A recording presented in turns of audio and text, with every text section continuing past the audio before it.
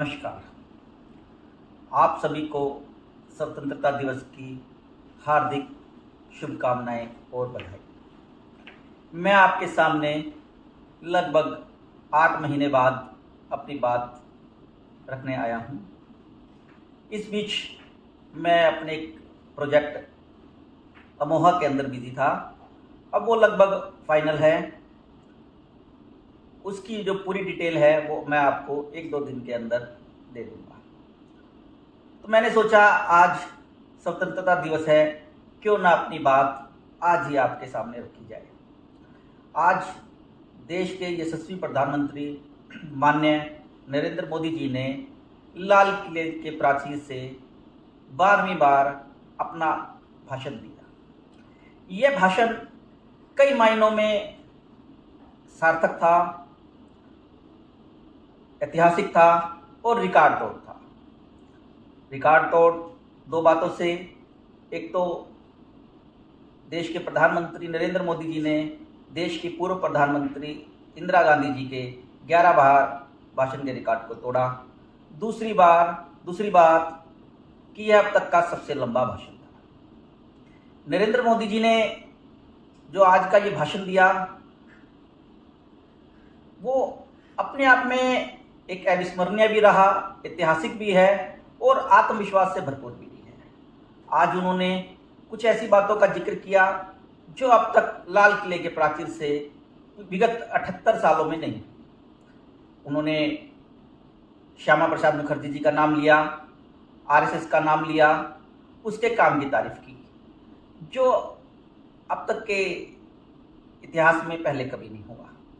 जो विपक्ष एक नैरेटिव चला रहा था संविधान को लेकर, हमेशा अपने हाथ में संविधान की कॉपी रखता था, ये समझता था कि वो ही संविधान है या वो ही संविधान के बारे में जानता है। तो माननीय प्रधानमंत्री जी ने उनको अच्छी तरह बता दिया कि देश के अंदर इमरजेंसी भी कांग्रेस ने लगाई और साथ में जो ये संविधान करते हैं उस संविधान के लिए अपनी बलि देने वाले जो प्रथम व्यक्ति थे वो श्यामा प्रसाद मुखर्जी थे। उन्होंने आरएसएस का जिक्र किया, बताया किस तरह से वो पूरे विश्व का सबसे बड़ा एक एनजीओ है और किस तरह से वो समर्पण भाव से देश की और देश के लोगों की सेवा करता रहता है।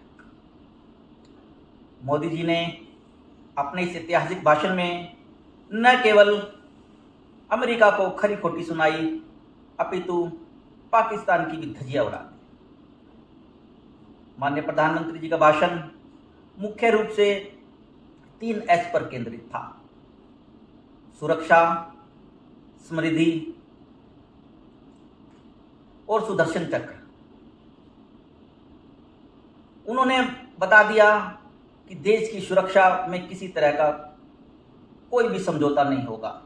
डेमोग्राफिक चेंज के बारे में भी बोले और जीएसटी रिफॉर्म के बारे में भी बोले, युवाओं के बारे में भी बोले और महिलाओं के बारे में भी बोले।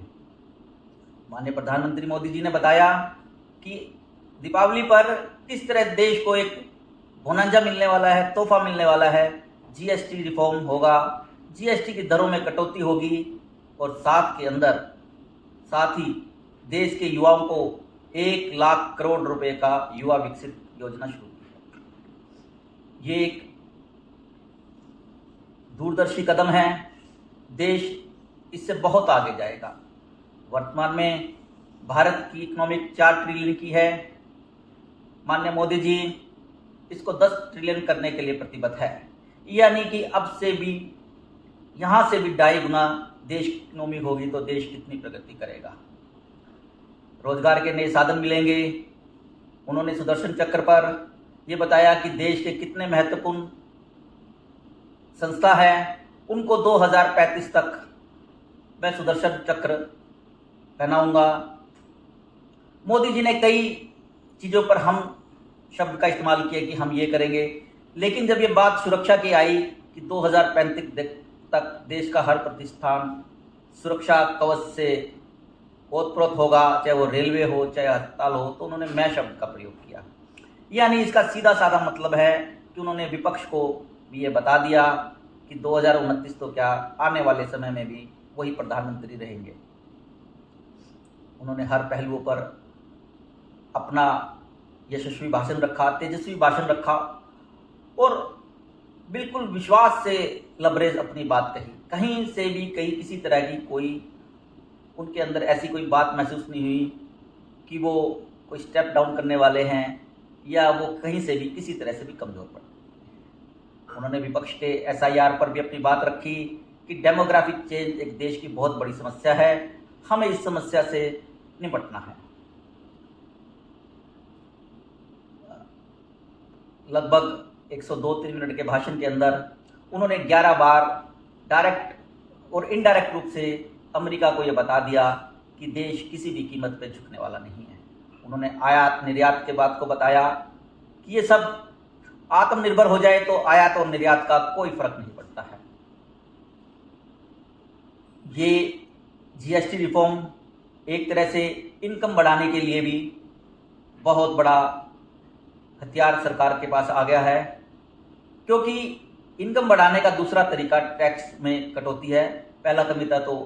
पहला काम तो कमाई करके ही इनकम बढ़ाई जा सकती है। दूसरा, अगर सरकार टैक्स का बोझ भी आम लोगों पर कम कर दे तो उनकी इनकम ऑटोमेटिक बढ़ जाएगी और देश की इकोनॉमिक तभी आगे बढ़ती है जब वहाँ के लोगों की परचेजिंग पावर बढ़ जाती है, पैसे खर्च करने की क्षमता बढ़ जाती है, तो देश अपने आप आगे बढ़ जाता है।